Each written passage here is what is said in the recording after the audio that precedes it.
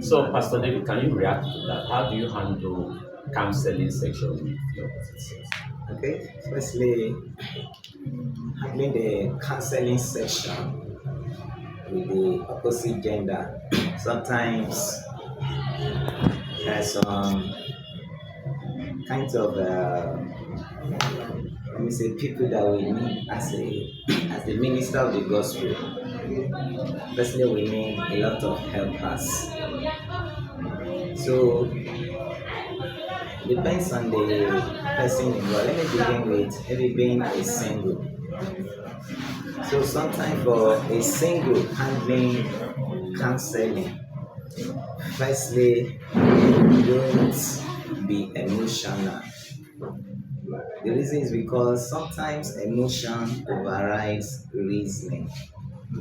The fact that someone comes to you crying and weeping and that you don't have to be emotional too much.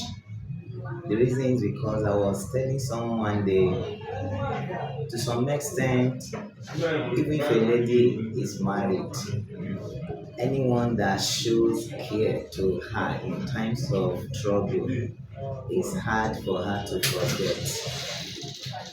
And when the challenges are over, sometimes she will want a kind of closeness with that person. So being there for your flocks in times of challenge, which involve counseling, it involves being technical a bit. So in this aspect, as a pastor, the first thing I usually do is that I don't maintain a kind of close counseling. So bring it to the open. Doesn't mean that place it where people can hear, but at least where someone can easily see you people. They may not hear you, but they can access, they can see you. They can't hear you, but they can see you. And another thing is one thing sometimes I used to do it, though it's personal. If a person comes to me for counseling, if it's an opposite gender, in most cases, sometimes I put my phone on record for record purpose in case of any eventuality. But now that I'm married, it's a bit very easy. Or let me say it's easier. Sometimes ago, I told my wife one day, I told her, if the female members of the church are challenged and they are coming straight to me, you know that's a proof that you are not growing spiritually. If they perceive that you are growing spiritually, they will come to you first. So, as a minister, this aspect, if you are married, let your wife be growing with you so that if there is any need, you can just tell them, go and meet my wife, like that. So, I think that is one of the way we can do it. But for the single, for the time being, if need be, let the people identify someone with you. You can call in your assistant.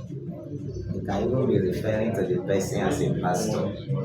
So that if there is any need for one-on-one counseling and they see the person with you, they will still say this is pastor too. So there is no close secrets. But I think that is the best way to handle it. That's awesome. Yeah, thank you so much for all your contribution. Just in 30 seconds before we round up, what would be your counsel for young ministers and some young brethren in the church that are currently facing these challenges? In 30 seconds, what would be your counsel, Pastor David? My counsel to them is choose who you are first and always stay on your person. So when you know who you are and you know you have a focus, so dealing with immorality is easy. We saw the man Daniel, he made up his mind, then God helped him. So when your mind is made up to please God, then the grace needed will be supplied. All right. Thank you, sir. Pastor Raphael, what's your counsel to people who are going through some challenges and will leave? What's your counsel to them? See, if you are passing through this, see it as the enemy of your journey. And anything you see as the enemy, you hit it with prayer.